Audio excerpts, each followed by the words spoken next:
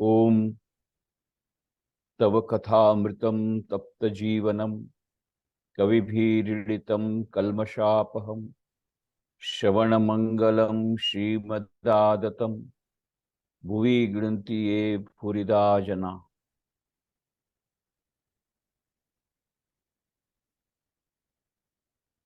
श्री रामकृष्ण वचनामृत पुस्तक जो मास्टर महाशय म के द्वारा लिखी गई है, वे अपना नाम महेंद्रनाथ गुप्त न लिख करके केवल म लिखते थे, अपने आप को गुप्त रखते थे। उनका सरनेम ही गुप्त था, वे स्वयं गुप्त रहना चाहते थे, तो केवल म लिखते थे, लेखक का नाम म। तो ये मास्टर महाशय, इनके नाम से उनको पुकारा इसलिए जाता था कि वो ईश्वर चंद्र विद्यासागर के स्कूल में हेडमास्टर थे जिस समय वे श्री रामकृष्ण देव के संपर्क में आए। तो यह जो रामकृष्ण वचनामृत पुस्तक है, विश्व प्रसिद्ध पुस्तक है। सबसे पहले बंगला में यह पुस्तक लिखी गई।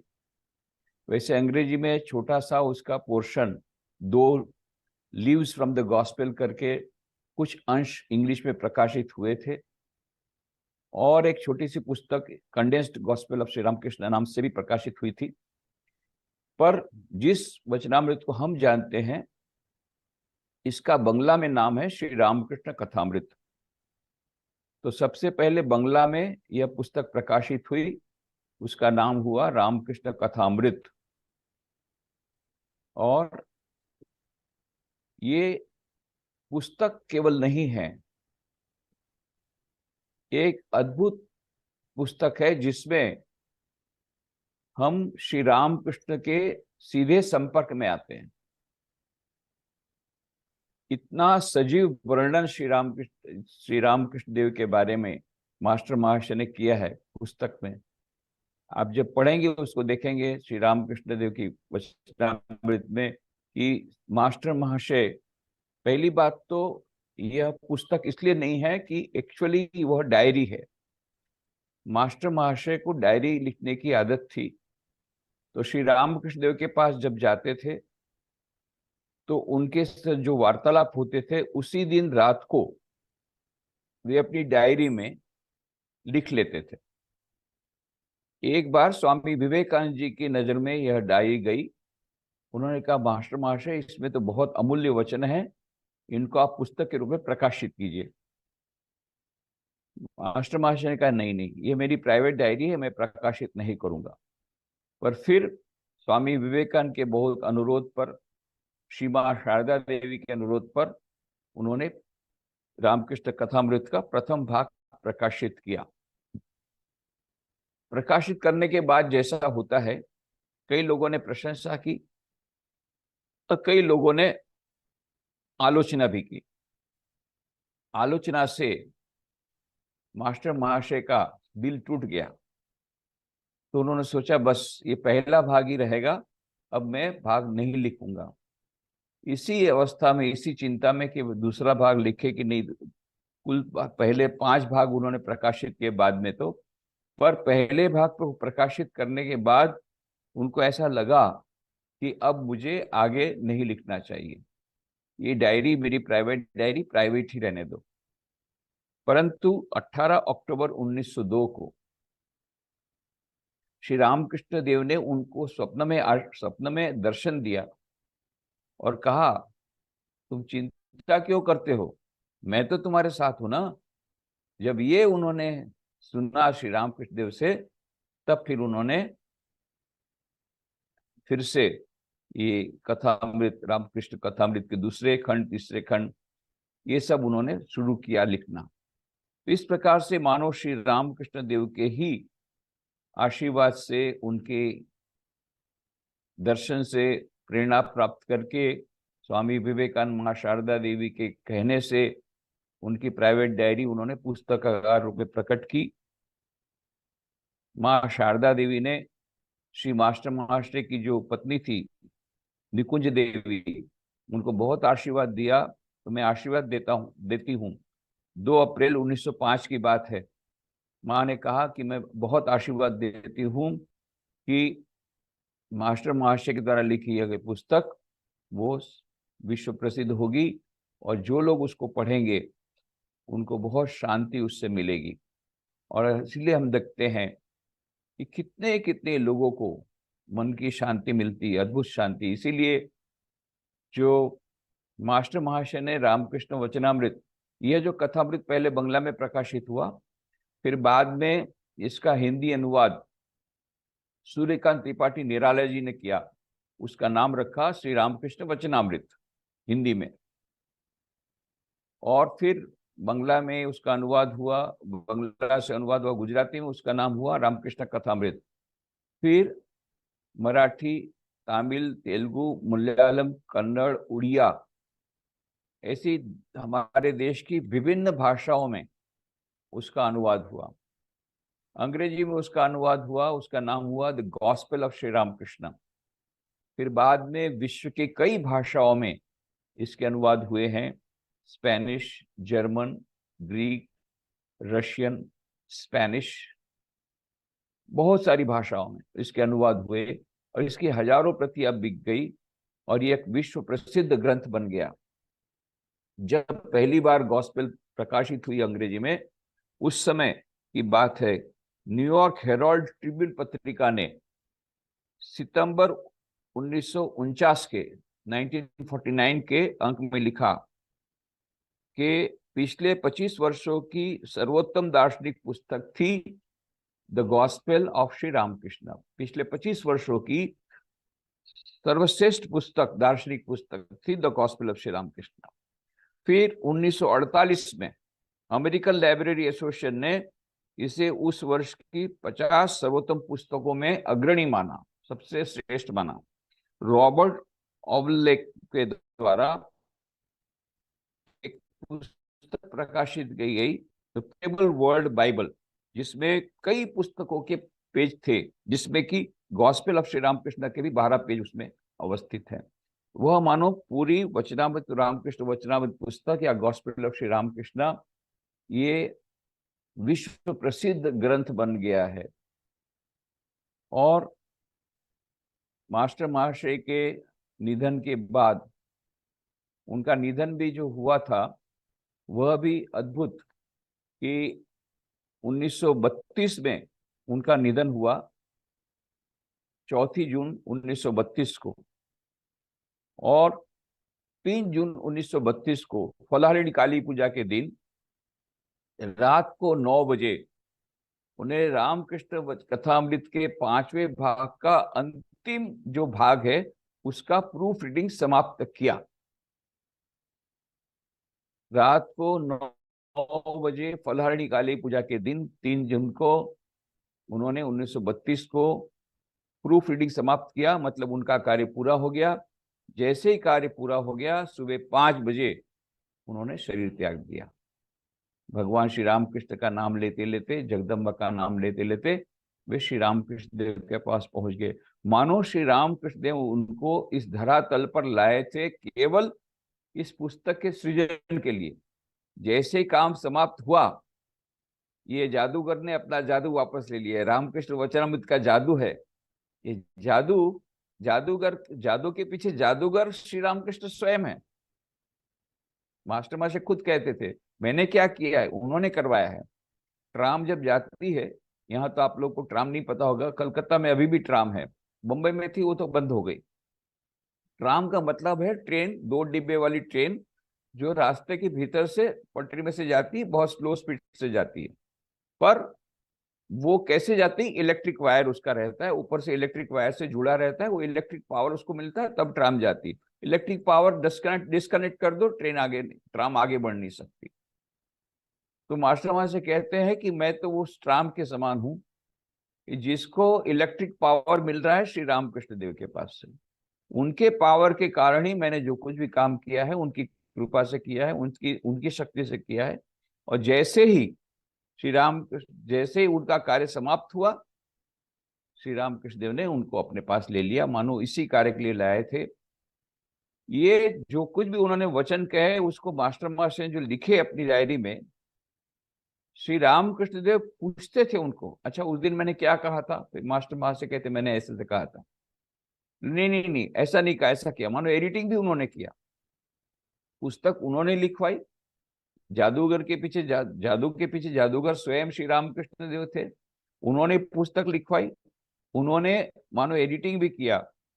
और ये निमित्त मात्र थे मास्टर महाशय। जब उनका कार्य समाप्त हो गया, तुरंत यह श्री रामकृष्ण देव जो जादूगर थे, उन्होंने अपना वह जो इंस्ट्रूमेंट था वो वापस ले लिया।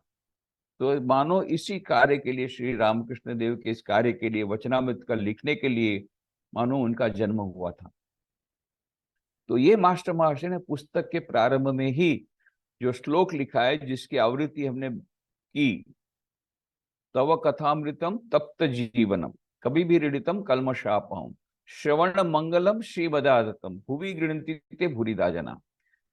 सचमुच में तो यह जो श्लोक है श्रीमद् भागवत से लिया गया है।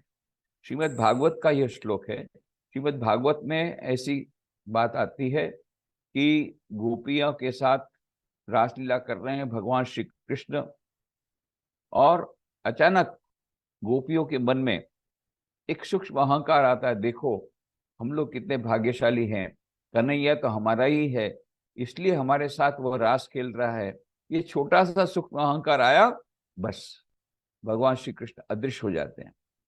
और जब श्री कृष्ण अदृश्य हो गए तो गोपियां अत्यधिक व्याकुल हो जाती हैं, लताओं से पूछती है, वृक्षों से पूछती है, हमारे कन्हैया कहाँ है, कहाँ है हमारे कन्हैया।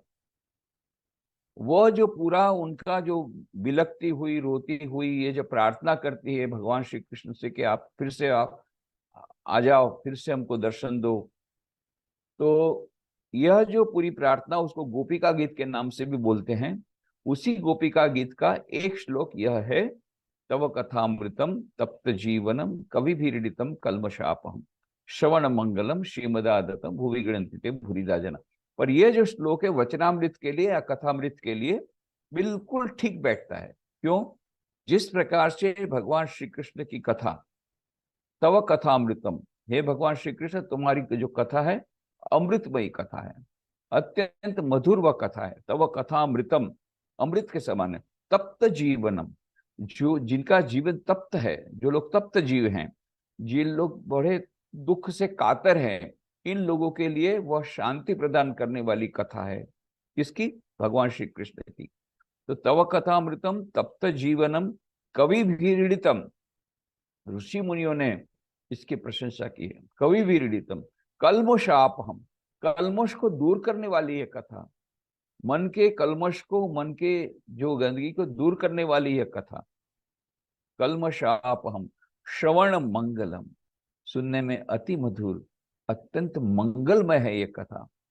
तो श्रवण मंगलम श्रीमदादतम, उसकी इस कथा का कोई अंत नहीं, अनंत वह कथा। तो श्रीमदादतम भुवि गृणन्ति ये भूरिदा जना। जिन लोग, ये जो लोग इस कथा का पान करते हैं, सचमुच वे धन्य हैं, वे पुण्यवान हैं। इस प्रकार की प्रार्थना गोपियों ने, गोपिकाओं ने भगवान श्री कृष्ण के बारे में जो कही, वह बात रामकृष्ण वचनामृत से बिल्कुल मिल जाती है। तव कथामृतम, तो जो राम थे, जो कृष्ण थे, हमारे इस युग में आए श्री रामकृष्ण के रूप में। कई लोग तो उस समय स्वीकार नहीं करते थे, क्योंकि श्री रामकृष्ण देव ने अपने आप को छिपा करके रखा।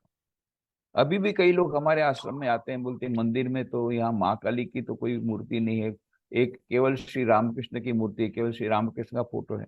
अरे वो तो भक्त थे, असली जिनकी वो पूजा करते थे उनकी मूर्ति कहाँ है? तो वो ऐसा मानते हैं कि श्री रामकृष्ण एक माँ काली के पुजारी थे, इतना ही तक उनके बारे में पता है। ये बात है, श्री रामकृष्ण देव ने अवतार ग्रहण किया, अवतारत्व ग्रहण किया, आए थे मनुष्य के रूप में, तो हमको सिखाने के लिए कैसे ईश्वर को करना पड़ता है, कैसे साधना करनी पड़ती है, दिखाने के लिए उन्होंने लीला की। माँ काली की पूजा की, व्याकुलता पूर्वक उनके दर्शन के लिए प्रार्थना की, रोए, और फिर माँ का दर्शन हुआ, माँ काली का। फिर उसके बाद में उनको रामचंद्र के दर्शन हुए, कृष्ण भगवान के दर्शन हुए, हनुमान जी के दर्शन हुए, सीता माई के दर्शन हुए। विभिन्न देवी देवताओं के दर्शन हुए। उसके बाद में उन्होंने 64 तंत्रों की साधना की। फिर अद्वैत वेदांत की साधना तोतापुरी के पास की, 6 महीने निर्विकल्प समाधि में रहे। फिर इस्लाम धर्म की साधना की, ईसाई धर्म की साधना की। फिर उन्होंने कहा जो तो मत को तो पथ। बोले मैंने सभी पथों से जाकर के देखा, अंतिम जो सत्य है वो एक ही है, मार्ग अलग अलग है, मार्ग भिन्न भिन्न है। यह श्री रामकृष्ण देव ने अपनी प्रयोग जीवन की प्रयोगशाला में विभिन्न इस प्रकार से आचरण किया। तो कुछ लोग ऐसा समझते हैं कि वो तो एक साधक मात्र थे, तो कुछ उससे बढ़कर के नहीं अच्छे मनुष्य थे, कुछ ऐसे बढ़कर के नहीं महान साधक थे, इतने सारे धर्मों की साधना की। परंतु बहुत कम लोग उनको ईश्वर के रूप में मानते हैं। पर भगवान श्री कृष्ण ने भगवत गीता में कहा है, स्वयं कहा है, यदा यदा ही धर्मस्य ग्लानिर्भवति भारत अभ्युत्थानम धर्मस्य तदात्मानं सृजाम्यहम् परित्राणाय साधूनां विनाशाय च दुष्कृतां धर्म संस्थापनार्थाय संभवामि युगे युगे। जब जब धर्म की ग्लानि होती है, अधर्म का अधर्म बढ़ जाता है, तब तक उस ग्लानि को दूर करने के लिए, धर्म की पुनः प्रतिष्ठा के लिए मैं स्वयं अवतार ग्रहण करता हूँ, स्वयं मनुष्य रूप धारण करता हूँ। कौन कहते हैं? भगवान श्री कृष्ण। और युगे युगे, प्रत्येक युग में आता हूं मैं, ऐसा भी बोलते हैं। परित्राणाय साधुना विनाशाय च दुष्कृता, सज्जनों की रक्षा के लिए, दुर्जनों के संहार के लिए मैं बारंबार आता हूं, इस पृथ्वी पर मनुष्य के रूप में अवतरण करता हूं। ये बात भगवान श्री कृष्ण ने गीता में जो कही है, तो यह मानो जो परम सत्य, परम ईश्वर, परमेश्वर, वे ही विभिन्न रूप में आते हैं। सच्चित आनंद ब्रह्म जो है, जो निर्गुण निराकार पर ब्रह्म स्वरूप है, वे ही सगुण रूप धारण, सगुण साकार रूप धारण करते हैं। किसके लिए? धर्म की पुनः प्रतिष्ठा के लिए और हमारे कल्याण के लिए, हम लोगों के दुख को दूर निवारण करने के लिए। तो प्रत्येक युग में इस प्रकार से आगमन होता है अवतार का। तो जो राम थे, जो कृष्ण थे, वे इस बार आए रामकृष्ण के रूप में। परंतु कई लोगों को इसमें श्रद्धा नहीं होती है, श्रद्धा होना बहुत कठिन है। स्वामी विवेकानंद को उनके शिष्य ने कहा, शरण चक्रवर्ती को, कि कई लोग श्री रामकृष्ण का अवतार कहते हैं, पर मुझे तो बहुत कठिनाई लगती है उनको अवतार समझने में। बोले तुमको क्या कठिनाई लगती? तो मुझे भी तो कठिनाई लगती थी। ये असंभव है। एक मनुष्य के रूप में लीला ईश्वर करें तो उनको मनुष्य के रूप में ही हम देख सकते हैं, वह वे ईश्वर है ऐसी धारणा हम नहीं कर सकते, उस पर विश्वास हमारा नहीं हो सकता, क्योंकि उस समय मनुष्य की लीला कर रहे हैं। बोले ऐसा सरल समझ के रखा है क्या कि अवतार को समझना या अवतार पर श्रद्धा रखना इतना सरल नहीं है। फिर खुद की बात कही, उनको खुद को ही बहुत संशय हो गया था। उन्होंने कई बार श्री रामकृष्ण की विभिन्न रूप से परीक्षा की और सभी में खरे उतरे श्री रामकृष्ण देव। परंतु अंतिम परीक्षा ली उन्होंने श्री रामकृष्ण देव की महासमाधि के पूर्व। श्री रामकृष्ण देव की महासमाधि हुई 16 अगस्त 1886 को। उन्होंने अपनी लीला संवरण की, उसके 2 दिन पहले की बात है। उस समय श्री रामकृष्ण देव को लाया गया था काशीपुर के उद्यान भाटी में, क्योंकि उनको गले में कैंसर हो गया था। उस समय बहुत उनको दर्द था, तो उसके कारण वे करा रहे थे दर्द के मारे। उस समय नरेंद्र नाथ दत्त, जो बाद में चलकर स्वामी विवेकानंद बने, उस समय कॉलेज के विद्यार्थी थे, वे और उनके जितने विद्यार्थी बंधु, ये सभी लोग उस समय उनकी सेवा में लगे हुए थे। नरेंद्र नाथ सेवा कर रहे थे, उस समय उन्होंने देखा श्री राम के जब करा रहे हैं, तब उनके मन में एक भयंकर एक संशय आया, अरे लोग कहते ये ईश्वर के अवतार हैं, ये क्या हो सकता है? ईश्वर के अवतार की ऐसी दशा, गले में कैंसर हुआ है तो करा रहे हैं दर्द के मारे, ये क्या ईश्वर हो सकते हैं? नहीं नहीं, मैं नहीं मानूंगा। और अचानक उनके मन में एक विचार है, अभी इतनी खराब अवस्था है, इतनी खराब अवस्था में यदि स्वयं अपने मुंह से कह दे कि मैं ईश्वर का अवतार हूं, तब तो मैं मानूंगा, और नहीं तो नहीं मानूंगा। और आश्चर्य की बात है, अभी तो यह विचार नरेंद्र के मन में आया ही है कि श्री राम किस दिन उनकी तरफ देख करके कहा, नरेन अभी भी अविश्वास, अभी भी अविश्वास। अरे जो राम थे जो कृष्ण थे वे इस बार रामकृष्ण के रूप में आए हैं, पर तेरे वेदांत के मत से नहीं। क्यों ये कहा? क्योंकि वेदांत के मत से तो सभी ब्रह्म है, अहम ब्रह्मास्मि तत्त्वमसि, तभी ब्रह्म है। ऐसे नहीं, विशेष अवस्था में धर्म की पुनः के लिए आज ये मटेरियलिज्म का युग, उपभोक्तावाद रूपी युग, तो हमारे मन में यह बात भी आती मन में कि अरे बाकी राख सब तो आए थे सज्जनों की रक्षा के लिए, दुर्जनों के संहार के लिए, तो राम रूप में आए, रावण का वध किया, कुंभकर्ण का वध किया। इधर कृष्ण भगवान आए, शिशुपाल, दंत वक्त्र, इन सब राक्षसों का वध किया। तो ये इस युग में श्री रामकृष्ण युग में आए तो कौन से राक्षस का वध किया? अरे वध कैसे करेंगे? उनके हाथ में कोई शस्त्र ही नहीं है। रामचंद्र के हाथ में धनुष बाण है और श्री कृष्ण के हाथ में सुदर्शन चक्र है। यहाँ तो आप देखिए रामकृष्ण चुपचाप बैठे हैं हाथ जोड़ करके ध्यान मुद्रा में। ये क्या, इस कैसे संहार करेंगे? पर इस बार जो आए तो उन्होंने विशेष राक्षस का वध किया। उस समय एक एक राक्षस था, अभी तो इतने सारे राक्षस कि कौन से राक्षस का वध कैसे करेंगे? एक रावण नहीं है, प्रत्येक मनुष्य के भीतर में रावण है, प्रत्येक मनुष्य के भीतर में कुंभकर्ण है।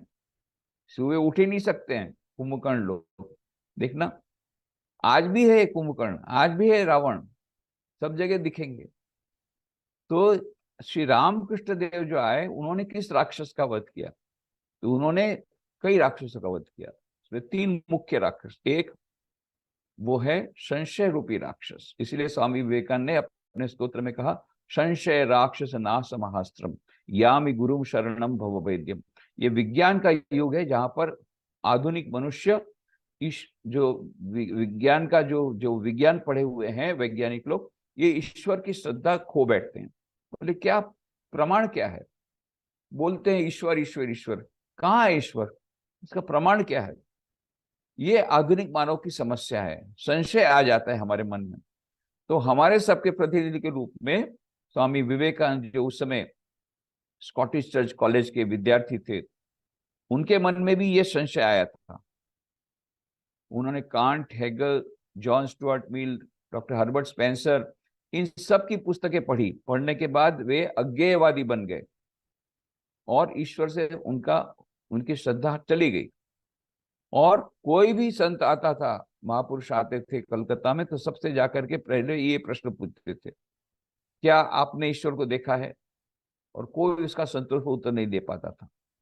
एक बार वे गए थे स्कॉटिश चर्च कॉलेज में, अपने वहां पढ़ते थे। उस दिन ऐसा हुआ कि इंग्लिश लिटरेचर पढ़ाने वाले प्रोफेसर एब्सेंट थे, तो प्रिंसिपल प्रोफेसर विलियम हेस्टी स्वयं उनकी क्लास लेने के लिए आए उन लोगों की, और वे पढ़ाने लग गए एक्सकर्शन नाम की कविता, वर्ड्सवर्थ की लिखी हुई कविता। उसमें एक वर्णन आता है कि कवि प्राकृतिक सौंदर्य देख करके समाधि अवस्था में चला जाता है। और तब सब लोगों ने पूछा, विद्यार्थी, सर सचमुच में क्या ऐसी समाधि अवस्था हो सकती किसी? और तब डॉक्टर हर्बर्ट स्पेंसर तब कहा, इन्होंने प्रिंसिपल साहब ने, हाँ मैंने स्वयं ने एक मनुष्य को देखा है जिसको इस प्रकार से समाधि की अवस्था बारंबार होती है। तुम यदि चाहो तो तुम भी उनके दर्शन कर सकते हो, क्योंकि वे रामकृष्ण देव जो हैं वो कलकत्ता में ही रहते हैं, दक्षिणेश्वर मंदिर में। बस नरेंद्रनाथ को पता पड़ा, चलो ये बाबा जी को भी देख लेते हैं। फिर गए दक्षिणेश्वर में, तो श्री रामकृष्ण देव बैठे थे अपने कमरे में, बातचीत कर रहे थे भक्तों के साथ। भक्त लोग नीचे बैठे थे, वो अपनी पाठ पर बैठे थे, छोटी खाट पर। थोड़ी देर तक उन्होंने सब बातें सुन, बजा अच्छा बहुत बातें, अब मेरे प्रश्न का उत्तर दीजिए, क्या आपने स्वयं ईश्वर के दर्शन किए हैं? और श्री रामकृष्ण देव कहा, हाँ बेटा मैंने स्वयं ईश्वर के दर्शन किए हैं। पहली बार उनको संतोष पद हुआ, हाँ मैंने ईश्वर के दर्शन स्वयं किए हैं। फिर कहा, जिस प्रकार से मैं तुझे देख रहा हूं उससे अधिक प्रत्यक्ष रूप से उनके मैं दर्शन करता हूं। फिर और आगे कहा, यदि तू चाहे तुझे भी उनके दर्शन करा सकता हूं, पर तुझे साधना करनी होगी। ये मानो विज्ञान, ये धर्म का विज्ञान है, science of religion. Hydrogen oxygen gas मिलकर के पानी बनता, मैं नहीं मानता। हाइड्रोजन गैस ऑक्सीजन गैस कैसे पानी मिलेगा? अरे भाई ये मानने की बात नहीं है, लेबोरेटरी में आओ हाइड्रोलिटिक प्रोसेस करो, नहीं मिलेगा तब बताना। उसी प्रकार श्री राम के मैंने बताया, मैंने दर्शन किए, तुम भी कर सकते हो, पर लेबोरेटरी में आना पड़ेगा, साधना करनी पड़ेगी। हरिनाथ ने चैलेंज स्वीकार की, साधना की, उनको निर्विकल्प समाधि की प्राप्ति हुई काशीपुर के बगीचे में। उनको ये निर्विकल्प समाधि की प्राप्ति हुई थी, प्रत्यक्ष दर्शन हुए थे, अनुभूति हुई थी परम तत्व की। इसीलिए शिकागो विश्व धर्म सभा में अपनी अनुभूति के बोल पर बोल सके थे, शृण्वन्तु विश्वे अमृतस्य पुत्रा आये धामानि दिव्यानि तस्तु वेदा हमेतम पुरुषम महांतम आदित्य वर्णम तमसा परस्तात् तमेव विदित्वा मृत्युमेति नान्य पंथा विदित है। मैंने उस परम पुरुष को देख लिया है, जिनको देखने के बाद सभी प्रकार के दुखों से निवृत्ति हो जाती है। यह श्री राम स्वामी विवेकानंद बोल सके थे शिकागो धर्म सभा में। क्यों? उन्होंने स्वयं उस परम सत्य की अनुभूति की थी। तो संशय राक्षस का वध माने कर दिया सब। हमारे सबके प्रतिनिधि के रूप में, आधुनिक मानव के प्रतिनिधि के रूप में, आधुनिक वैज्ञानिक युग के प्रतिनिधि रूप में स्वामी विवेकानंद ने चैलेंज देकर के कहा कि आपने देखा है? बोले हाँ मैंने देखा है, तुम भी देख सकते हो। यही प्रमाण है, प्रमाण यही है कि तुम भी देख सकते हो, यही प्रमाण है, करके देखो। तो ये मानो एक चैलेंज उन्होंने दी थी, उसको स्वीकार किया उन्होंने, और चैलेंज स्वीकार करके उन्होंने दर्शन किए। तो संशय राक्षस नाश महास्त्रम यामि गुरुम शरणम भवेद्यम। इस प्रकार से श्री रामकृष्ण ने आधुनिक युग के जो सबसे बड़ा राक्षस है, संशय राक्षस, जो हमारे मन में पड़ा हुआ है, हमको बार बार ईश्वर के अस्तित्व पर ही अश्रद्धा हो जाती है, उसके उत्तर के रूप में श्री रामकृष्ण देव आते हैं, इस युग में अवतार लेते हैं, इस युग के लिए प्रयोजन के लिए इस संशय राक्षस का वध करने। दूसरा राक्षस कौन सा वध किया? धर्मांधता रूपी राक्षस। मेरा धर्म सच्चा, तुम्हारा धर्म खराब खोटा, तो तुम लोग मेरे धर्म में आ जाओ, नहीं तो मैं तुमको तलवार से काट करके खत्म कर दूंगा। यह जो एक नई बात आ गई, पहले तो धर्म अधर्म में ही युद्ध था, अभी तो नया एक नई बात आ गई, धर्म और धर्म के बीच में युद्ध चल रहा है। ये बोलता है मेरा धर्म सच्चा, ये बोलता है मेरा धर्म सच्चा, ये बोला मेरा धर्म सच्चा, मार काट हो रही है धर्म के नाम पर। उस समय श्री रामकृष्ण ने सभी धर्मों की साधना करके बोला सभी धर्म सच्चे हैं, जिसको जो रास्ते से जाना हो जाओ, मंजिल एक है, रास्ते अलग अलग है। एक तालाब, उसके 4 घाट, कोई जाके एक जाके हिंदू जाकर के एक घाट से बोलता है मैं जल ले आया, दूसरे घाट से मुसलमान जाकर बोलते नहीं मैं पानी ले आया, तीसरे घाट से क्रिश्चियन जाके बोलता है नहीं नहीं मैं वाटर ले आया, चौथे घाट से चौथा जाता बोलता है एक्वा ले आया। अरे पर काहे को झगड़ते हो भैया? उसी का नाम जल, उसी के नाम पानी, उसी का नाम वाटर, उसी का नाम एक्वा। साइंटिस्ट लोगों को पूछो, बोले H2O है, नाम जो देना है दे दो। एक परम सत्य है, उसका नाम अल्लाह, उसी का नाम ईसा, उसी का नाम राम, उसी का नाम कृष्ण, उसी नाम गॉड। नाम अलग अलग है नाम, परंतु परम सत्य एक ही है, मंजिल एक है, रास्ते अलग अलग है। जतो मत ततो पथ, जितने मत उतने पथ। धर्मांध रूपी राक्षस का वध किया, जिसको बाद में स्वामी विवेकानंद ने उस श्री रामकृष्ण देव के सर्वधर्म समन्वय के संदेश को Chicago parliament of world religion में 11 सितंबर को कहा।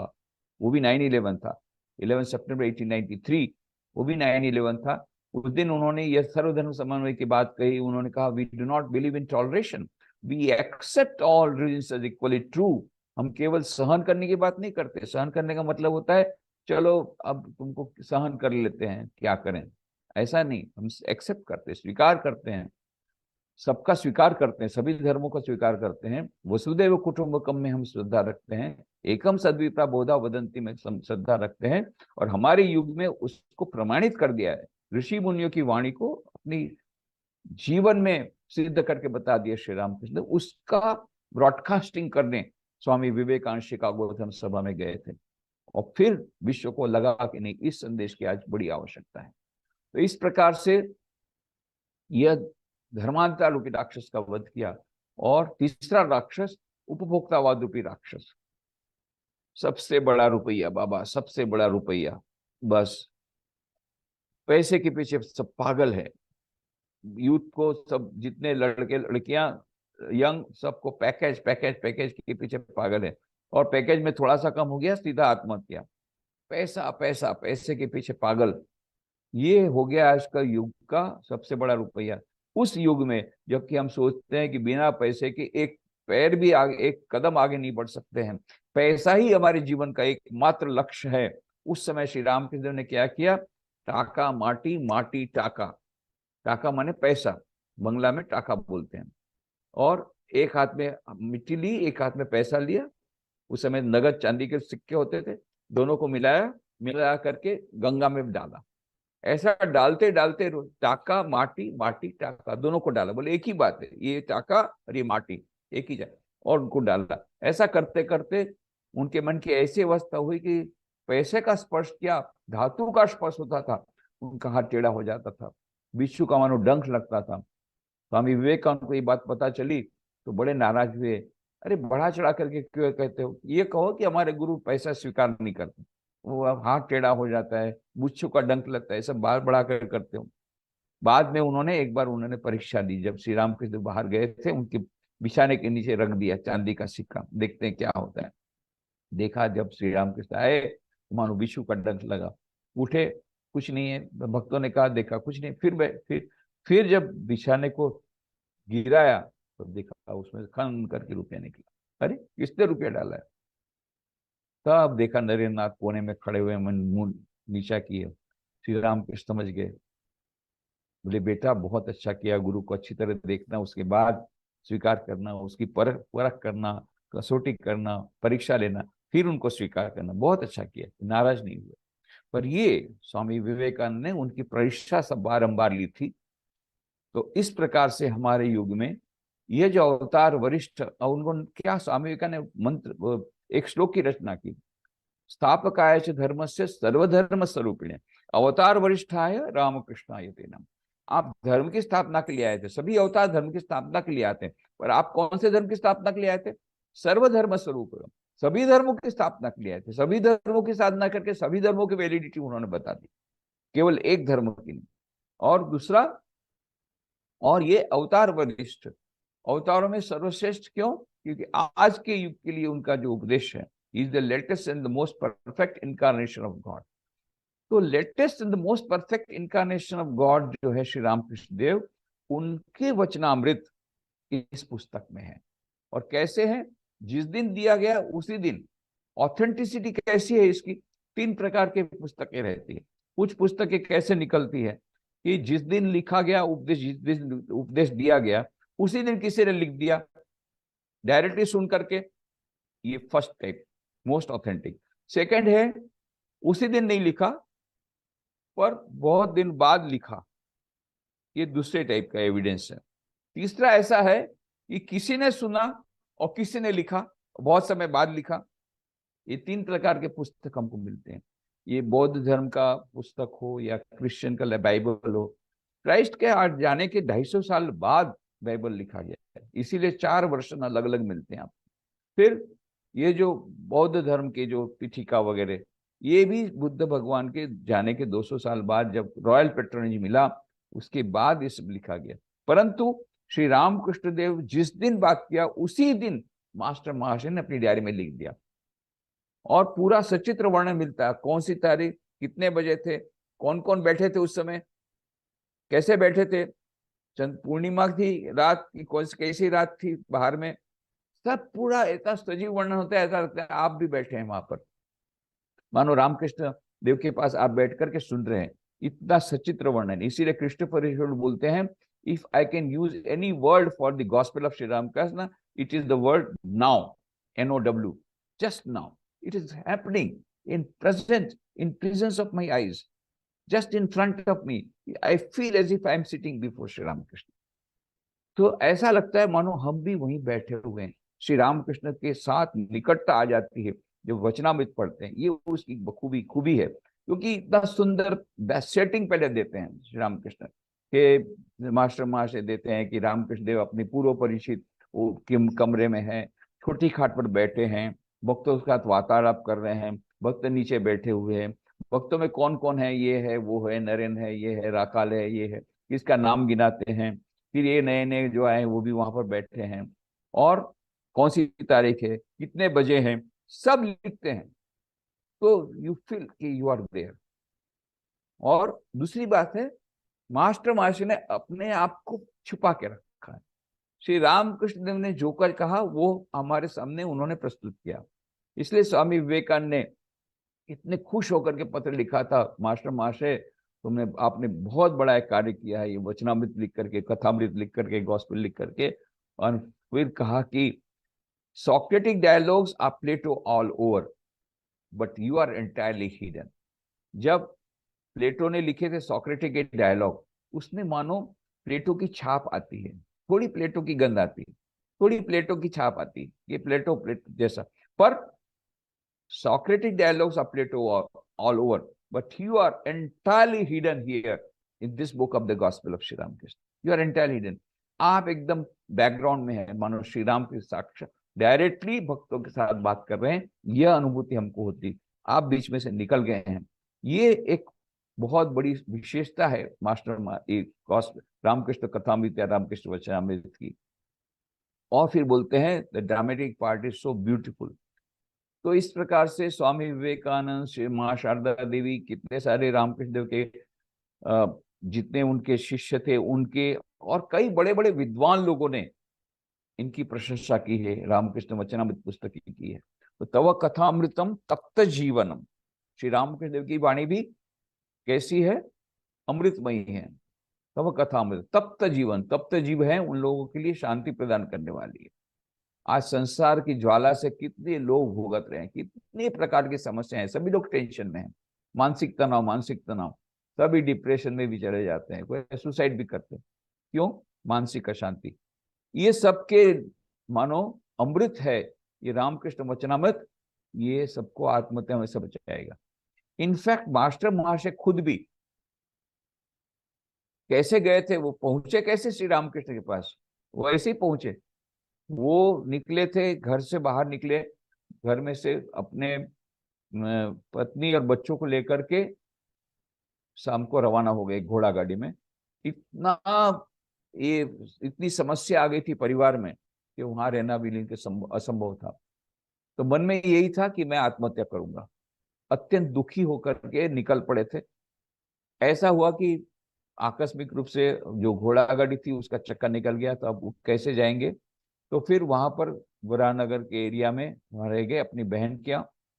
तो रात को रह गए। दूसरे दिन बहन का जो लड़का था सिद्धू, सिद्धेश्वर मजुमदार, सिद्धू उसका नाम था, भांजा था, उसने कहा मामा जी थोड़ा सा मंदिर जाएंगे, दक्षिणेश्वर मंदिर। बोले मेरे को किसी देवी देवता में श्रद्धा नहीं है, मैं कहीं मंदिर नहीं जाऊंगा। फिर उसने कहा पर बहुत सुंदर बगीचा है वहां पर गंगा के किनारे। तो वो प्रकृति के प्रेमी थे, बोले हाँ ठीक है बगीचा देखने चलो। तो गए थे वहां बगीचा देखने। बगीचा देखते देखते गए, वहां एक कमरा छोटा सा है, वो कमरे में एक झांक करके देखा तो श्री रामकृष्ण देव बातचीत कर रहे हैं भक्तों के साथ में। तो वहीं थोड़ा सा कोने में बैठ गए। बस ये 5 मिनट जो बैठे, ऐसी मन में शांति मिली, अरे ऐसा लगा मानो सुखदेव भागवत की कथा कर रहे हैं, ऐसी अनुभूति उनको हुई। और फिर बाद में श्री रामकृष्ण देव ने जो उन्होंने प्रणाम किया, बोले फिर से आना। तो दूसरे दिन फिर आए, तीसरे दिन आए, फिर चौथे दिन जब आए रामकृष्ण ने कहा देखो देखो मोर आ गया, अफीम मोर को अफीम खिलाओ तो अपने आप आ जाता है। ऐसे उसको भी उनको भी मानो यह कथा अमृत का अमृत सुनने की ऐसी पिपासा हुई कि आते रहे। तो इस प्रकार से बाद में जो वार्तालाप थे बाद में उन्होंने डायरी में लिख लिए, ये वचनामृत की प्रकट हुई। तो आत्महत्या करने के लिए निकले थे, और कहा तो उन्होंने खुद ने लिखा बाद में, अरे कहा तो मैं आत्महत्या करने लिखा था, कहा मुझे गुरु की दर्शन, गुरु की प्राप्ति हो गई, अद्भुत गुरु की प्राप्ति हो गई, आत्महत्या का विचार कहाँ चले गए, अद्भुत शांति मिली। और उन्होंने जो वचनामृत पुस्तक लिखी उसके साथ उसके कारण कितने लोगों को शांति मिलती है कि वो आत्महत्या में से बच जाते हैं। तो ये तो टाइम हो गया, फिर 2-3 मैं एक थोड़ा सा जल्दी से दे देता हूँ।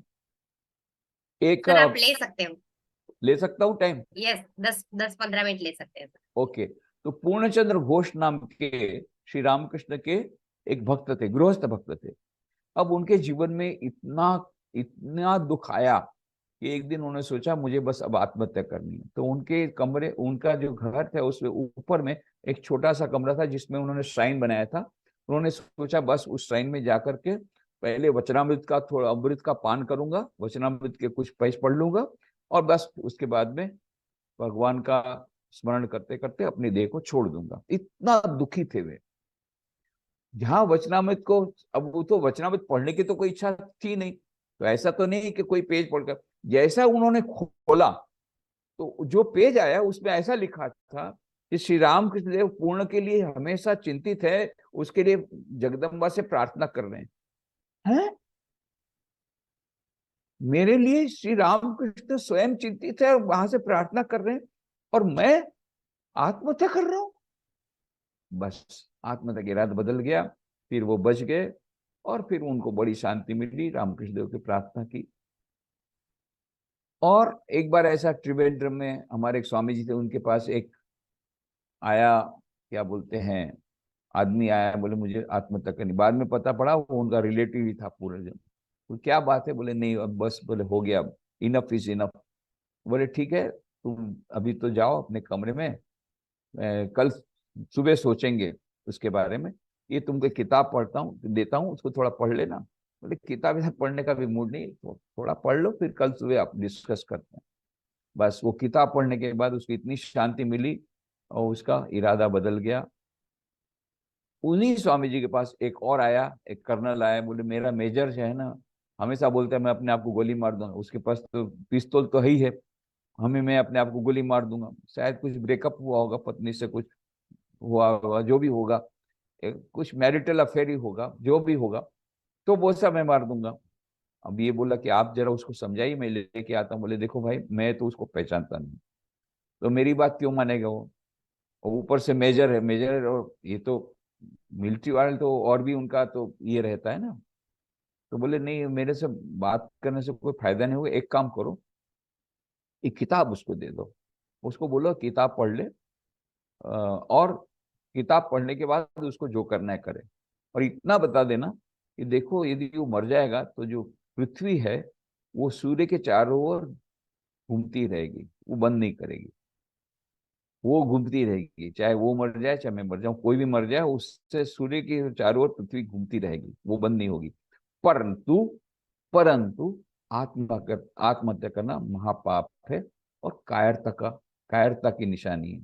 एक मेजर होकर के कायर मत बनो, ये उसको देना, मैसेज देना, और ये किताब पढ़ने को बोलना। तो जब मेजर ने किताब पढ़ी, बोले अभी सारी दुनिया मुझे बोले आत्महत्या करने को, तो भी नहीं करूंगा। इतना उसको उसमें से शक्ति मिल गई, इतनी शांति मिल गई। ऐसे कई उदाहरण हैं जहां पर हमने देखा कि रामकृष्ण वचनामृत पढ़ने के बाद इतनी शांति मिली कि आत्मीयता का इरादा बदल गया। कितने लोग आत्महत्या में से बच गए, कितने लोगों को कितने लोग रोज रात को सोते समय वचनामृत पढ़ते हैं, वचनामृत का पान करते हैं। और हमारे यहाँ तो कितने सारे संत, हमारे रामकृष्ण मिशन के कई सन्यासी प्रतिदिन उसका पाठ करते हैं, और हमारे गृहस्थ भक्त भी कई जो प्रतिदिन रामकृष्ण कथामृत का पाठ करते हैं। इसलिए मुझे बहुत आनंद हुआ ये जानकर के आप लोग रामकृष्ण कथामृत का रोज पाठ करने वाले हैं। शुक्रवार तक जरूर करिए, उससे बहुत फायदा होगा। और ये रामकृष्ण वचनामृत ये अद्भुत ग्रंथ है। तव कथामृतम तप्त जीवनम कभी भी रीडितम कलमशापन, कलमश को दूर करने वाला है। श्रवण मंगलम, सुनने में अत्यंत मंगलमय वो वाणी है। श्रीमदादतम, इसका आयतन भी बहुत बड़ा है। ये जो रामकृष्ण वचनामृत तो 1882 में श्री रामकृष्ण के संपर्क में आए मास्टर मास, 1886 तक, ये जो 4 वर्षों में उन्होंने जितने वर्णन किया है घटनाओं का, 178 घटनाओं का वर्णन किया है, 178 वार्तालाप हैं, एक एक से एक एक बढ़कर वार्तालाप, और 250 व्यक्तियों का उसमें उन्होंने समावेश किया है। आयतन बहुत बड़ा है। तो इस प्रकार से श्री मदादतम भुवि गणति ते भूरिदा जना, सचमुच वो लोग धन्य हैं जो इस वचनामृत का पान करते हैं। तो आप लोग भी धन्य हैं जो रोज आप वचनामृत का पान करने वाले हैं। उसको आप लोग पढ़िए, एक एक वचनामृत के, श्री रामकृष्ण के एक एक वाक्य में बहुत गूढ़ अर्थ छुपा हुआ है। अमृतमय तो है ही, और ये मंगलमय तो वाणी उनकी है ही, परंतु साथ साथ में अत्यंत सरल भाषा में, कहानियों के माध्यम से, उदाहरणों के माध्यम से, अत्यंत कठिन से कठिन दार्शनिक वस्तु को श्री रामकृष्ण ने अत्यंत सरल भाव से समझा दिया है। और उसका गूढ़ अर्थ हमको, आध्यात्मिक अर्थ उसका समझना पड़ेगा। तो आप लोग पढ़ें, उसके बाद में उसका चिंतन कीजिए, उसके ऊपर डिस्कस कीजिए, और फिर उसमें से हम उसको जीवन में उतारने का प्रयत्न करेंगे उन उपदेशों को। तो अवश्य हमें मन में शांति मिलेगी। इतना ही नहीं, हमारे दैनिक जीवन में भी शांति मिलेगी और शाश्वत शांति का मार्ग भी हमारा प्रस्तुत हो जाएगा। तो मैंने यह केवल एक छोटी सी भूमिका दी। रामकृष्ण वचनामृत एक अद्भुत ग्रंथ है, विश्व प्रसिद्ध ग्रंथ है, अनूठा ग्रंथ है। इसे यूनिक बुक कह ही नहीं सकते। डायरी को ही पब्लिश किया गया बुक के रूप में। ऑथेंटिकली भाई इट इज बेस्ट, और from the utility point of view वो भी बेस्ट। कि मन को आज आज लोगों को सबको मन में शांति चाहिए।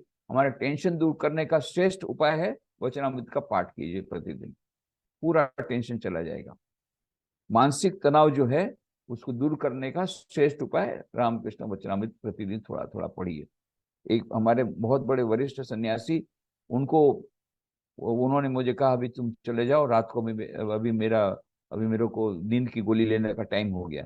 बोले महाराज आप तो नींद की गोली, कभी मैंने सुना ही नहीं कि आप नींद की गोली लेते। तो हंसते हुए कहा तुम जानते नहीं मेरी नींद की गोली, ये वचनामृत है ना, वो मेरी नींद की गोली है। वचनामृत पढ़ूंगा आधा घंटा, बढ़िया से सो जाऊंगा, ये मेरी नींद की गोली है। ये ट्रैंक्विलाइजर है, बहुत मन में शांति देता है। तो कई लोग रात को पढ़ते पढ़ते सो जाते हैं। तो इस प्रकार से रामकृष्ण वचनामृत एक अद्भुत ग्रंथ है। उसके बारे में जितना ही कहा जाए वह कम है। कितने लोग उससे आत्महत्या में से बच गए।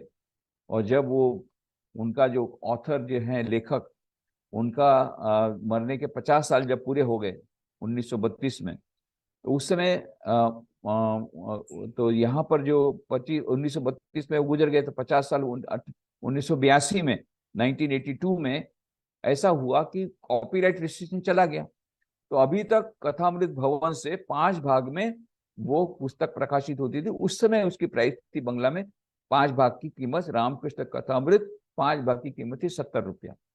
अब कॉपीराइट रिस्ट्रिक्शन निकल जाएगा, तो किसी प्रकाशक ने कहा कि देखो जिस दिन कॉपीराइट रिस्ट्रिक्शन हो जाएगा, निकल जाएगा, उसी दिन मैं तुमको किताब दे दूंगा, परंतु मुझे एडवांस तुमको रुपया दे दो। कितना? 60 रुपए में तुमको 5 किताब दे दूं। तो किसी ने कहा 50 रुपए में तुमको दे दूंगा। ऐसे 16 पब्लिशर कंपटीशन में आ गए।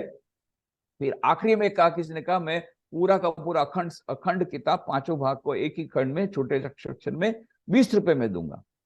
ऐसा करके 16 पब्लिशर। और जिस दिन ये रिस्ट्रिक्शन खत्म हुआ और सब लोगों ने जिन लोगों ने दिए थे, उस दिन स्टैम्पर्ड हो गया किताब, एक रिलीजियस किताब के स्टैम्पर्ड हो गया। तो वीक मिनाके मैगजीन ने एक स्पेशल किताब इश्यू निकाला, उसमें फ्रंट पेज में कार्ल मार्क्स का फोटो दिया और बाजू में श्री रामकृष्ण का फोटो दिया और लिखा श्री रामकृष्ण आउटसेस कार्ल मार्क्स। और अंदर की कहानी में क्या लिखा कि श्री रामकृष्ण देव ने श्री रामकृष्ण कथामृत की जो 45 दिनों में 45 लाख रुपए की किताब का सेल हुआ कलकत्ता में, और पूरे बंगाल में 3 साल में कार्ल मार्क्स के लिटरेचर का इतना सेल नहीं हुआ, उससे भी बढ़कर के सेल हो गया। तो श्री रामकृष्ण आउटसेस कार्ल मार्क्स। तो रिलीजियस बुक, धार्मिक किताबें, उस समय तो लाल झंडा था। फिर उस समय कार्ल मार्क्स को आउटसेल कर दिया। कैसे? एक ही किताब ने, श्री रामकृष्ण आउटसेल कार्ल मार्क्स। तो इसने वर्ल्ड रिकॉर्ड किया है इस किताब में, और अत्यंत उपयोगी पुस्तक है। तो मैं भगवान श्री रामकृष्ण देव के चरणों में यही प्रार्थना करूंगा, वचनामृत का पाठ करके हम लोग अपना जीवन धन्य करें, अपने जीवन का जो उद्देश्य है उसको प्राप्त कर सकें। ओम शांति शांति शांति। हरि ओम तत्सत। श्री राम कृष्णार्पणमस्तु।